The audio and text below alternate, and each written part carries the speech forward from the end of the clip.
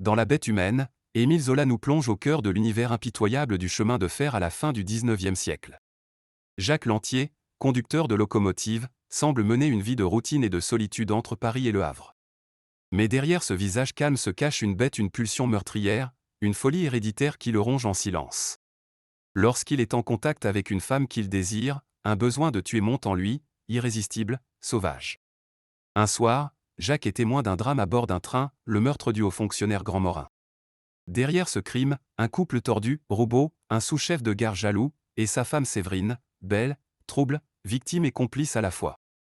Elle a eu une liaison avec Grand Morin. Par vengeance, Roubaud l'a contraint à l'aider à l'assassiner. Mais ce crime ne reste pas sans conséquence, le silence devient poison, et les regards entre Séverine et Jacques allument une passion aussi forte que dangereuse. Les deux amants veulent échapper à Roubaud. Ils rêvent d'un avenir libre, mais à quel prix? Séverine murmure l'idée d'un second meurtre à Jacques. Il suffirait de faire disparaître Roubaud.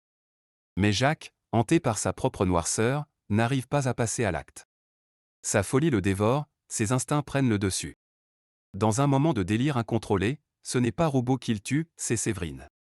À la fin, Jacques embarque sur sa locomotive, fou de douleur, avec son mécanicien Péqueux.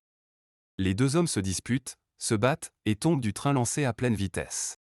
À bord, des soldats chantent sans se douter qu'ils foncent vers la mort. La locomotive file, vide, sans conducteur, comme une métaphore effrayante de l'humanité lancée dans une course sans retour. Dans ce roman noir et haletant, Zola dépeint la folie humaine, la force destructrice du désir, la violence sociale, et la mécanique inexorable du destin. La bête humaine n'est pas seulement une tragédie, c'est un cri. Celui d'un homme incapable de s'échapper de ce qu'il est, une bête dans un monde qui ne pardonne rien.